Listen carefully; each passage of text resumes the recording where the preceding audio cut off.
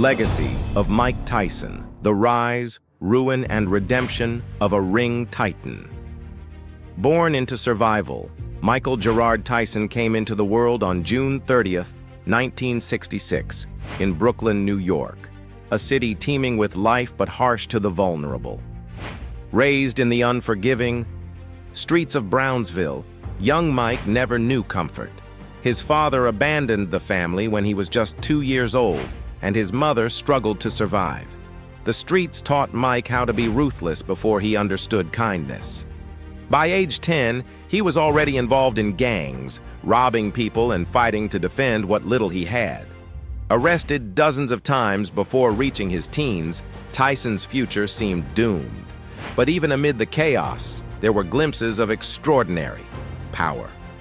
Tyson was a natural fighter, his strength unmatched among kids his age. He spoke with a lisp, was painfully shy, and kept to himself until he was threatened. Then the storm inside him would erupt. A father in the form of a coach, everything changed when a counselor at a juvenile detention center introduced Mike to boxing coach Cus D'Amato. Cus was more than a trainer. He became a father figure, taking Tyson into his home, nurturing not only his body, but his broken spirit. D'Amato saw past the troubled teen and envisioned a world champion. He instilled discipline, philosophy, and self-belief in Tyson. "The mind is the greatest weapon," Cus would say. Tyson trained relentlessly, often waking at 4 a.m. to run, then spending hours perfecting technique. He learned the peekaboo style, head movement, tight defense, explosive counters. The raw brawler became a disciplined machine. After a dominant amateur run, Tyson turned professional at 18. His early fights lasted barely minutes. Opponents crumbled under his fists, like paper dolls. King of the ring in 1986, at just 20 years old, Tyson became the youngest heavyweight champion in history by knocking out Trevor Berbick. The world had never seen anything like him. Explosive power, terrifying speed, and a stone-cold expression. That said, "I'm not here to box, I'm here to destroy." He unified the heavyweight division, obliterating Larry Holmes, Tony Tucker, and Michael Spinks. Tyson walked into the ring with no robe, no socks, just black trunks, black shoes, and the aura of a man who had already won. He wasn't just a boxer, he was a force of nature. America fell in love with Iron Mike, the undefeated, unstoppable, unbreakable warrior. But behind the gloves, he was still the same kid from Brownsville, scarred, alone, and unsure of how to handle the fame. The empire crumbles. When Cus D'Amato died in 1985, Tyson lost more than a coach. He lost his anchor. Without Cus's guidance, he fell into the clutches of greedy promoters and fake friends.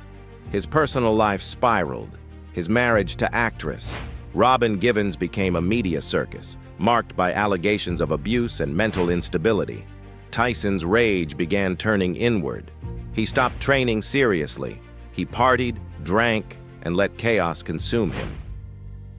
In 1990, the world watched in disbelief as Buster Douglas, a 42-1 underdog, knocked out Tyson in Tokyo. The myth of invincibility shattered. Months later, his career took a darker turn. In 1992, Tyson was convicted of rape and sentenced to 6 years in prison. He served 3. The former champion was now a prisoner, both literally and spiritually. Out of the shadows, released in 1995, Tyson returned to boxing and quickly regained titles. But he was no longer the Iron Mike of old. The fire flickered, but the foundation was cracked. His infamous 1997 bout with Evander Holyfield ended in disgrace. When Tyson bit off part of Holyfield's ear in frustration, the world recoiled. Once a hero, Tyson became a villain, a cautionary tale of wasted greatness. Yet in the madness, there was a man desperate to understand himself. Tyson admitted he was sick, broken, and haunted. He began therapy. He explored spirituality. Slowly, the monster began to look inward. A new Tyson emerges. The 2000s saw a different Mike. He retired from professional boxing in 2005, his body and bank account battered. But he found his voice elsewhere. He appeared in the Hangover movies, started a podcast called Hot Boxin' with Mike Tyson, and spoke openly about trauma, addiction, and healing.